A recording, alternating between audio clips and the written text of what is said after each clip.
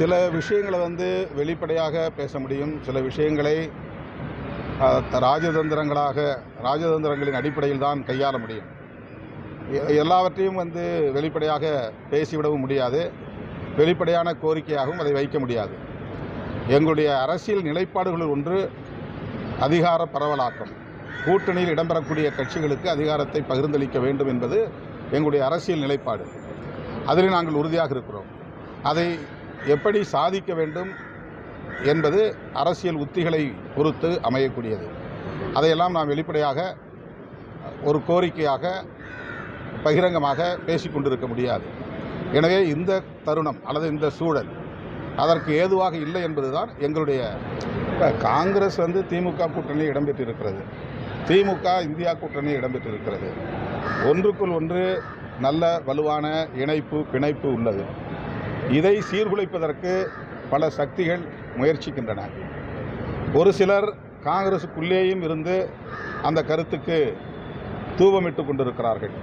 இவை அனைத்துக்கும் முற்றுப்புள்ளி வைக்கக்கூடிய வகையில் எல்லோரையும் அழைத்து அறிவுறுத்தி அனுப்பியிருக்கிறார் திரு ராகுல் காந்தி அவர்கள். கூட்டணி தொடர்பாக தலைமை முடிவு செய்யும். தமிழ்நாட்டில் யாரும் இது குறித்து வாய் திறக்கக்கூடாது என்று கெடுபிடியாக அறிவுறுத்தி அனுப்பியிருக்கிறார்கள். எனவே திமுக தலைமையிலான மதசார்பற்ற முற்போக்கு கூட்டணியில் காங்கிரஸ் இடம்பெறும் என்பதைத்தான் இது உறுதிப்படுத்தி இருக்கிறது. எனவே இதில் எந்த விரிசலும் இல்லை, விரிசலை ஏற்படுத்துவதற்கான வாய்ப்பும் இருக்காது என்று நம்புகிறேன்.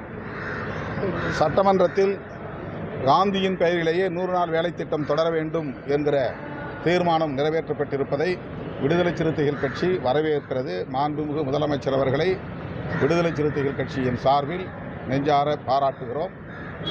இந்திய ஒன்றிய அரசு காந்தியின் அடையாளத்தையே முற்றாக அழித்தொழிக்க வேண்டும் என்று தொடர்ந்து பல வழிகளில் முயற்சி செய்து வருவது அவர்களின் தரம் தாழ்ந்த அரசியலை காட்டுகிறது. அதற்கு பதிலடி கொடுக்கக்கூடிய வகையில் சட்டமன்றத்திலே தீர்மானம் நிறைவேற்றிய மாண்புமிகு முதல்வர் அவர்களுக்கு எமது நெஞ்சார்ந்த பாராட்டுகள். அதேபோல ஈழத்திலிருந்து வருகை தந்த நாடாளுமன்ற உறுப்பினர் கஜேந்திரகுமார் பொன்னம்பலம் அவர்களின் தலைமையிலான குழு விடுத்த வேண்டுகோளை ஏற்று பிரதமருக்கு தமிழ்நாடு முதலமைச்சர் அவர்கள் கடிதம் எழுதியிருக்கிறார். இலங்கையில் புதிதாக எழுதப்பட உள்ள அரசமைப்பு சட்டத்தில் தமிழர்களுக்கும் அதிகாரத்தை பகிர்ந்தளிக்கக்கூடிய வகையில் கூட்டாட்சி முறையை அரசியலமைப்பு சட்டத்திலே கொண்டு வர வேண்டும் என்ற கடிதம் ஈழத்தமிழர்களால் வெகுவாக வரவேற்கப்பட்டிருக்கிறது. அதற்காக விடுதலை சிறுத்தைகள் கட்சியின் சார்பில் அவருக்கு நன்றி தெரிவித்துக் கொள்கிறோம். இப்போது கஜேந்திரகுமார் பொன்னம்பலம் அவர்கள் முதல்வருக்கு அதற்காக நன்றி தெரிவித்து கடிதம் அனுப்பியிருக்கிறார். இந்த முன்னெடுப்பு ஈழத்தமிழர்களின் அரசியலில் மிகவும் முக்கியத்துவம் வாய்ந்த, வரலாற்று சிறப்பு வாய்ந்த ஒரு முன்முயற்சியாக விடுதலை சிறுத்தைகள் கட்சி கருதுகிறது. வழக்கம் போல அரசியல் புரிதல் இல்லாமல் தொடர்ந்து திமுகவையும் திமுக தலைமையிலான கூட்டணி கட்சிகளையும் விமர்சிக்கக்கூடியவர்கள், அவதூறு பரப்பக்கூடியவர்கள் இப்போதும் இந்த சந்திப்பை கொச்சைப்படுத்துகிறார்கள். தேர்தல் ஜனநாயகத்தில், நாடாளுமன்ற ஜனநாயகத்தில் அரசமைப்பு சட்டம் என்பது மிகவும் முக்கியத்துவம் வாய்ந்த ஒன்று.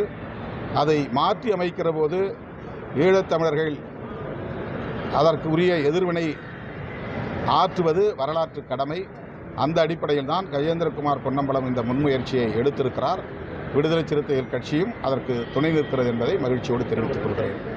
ஆனாலும் இந்த சமூகத்தில் எனக்கு ஒரு அடையாளம் இருக்கிறது என்பதும் உண்மைதான்.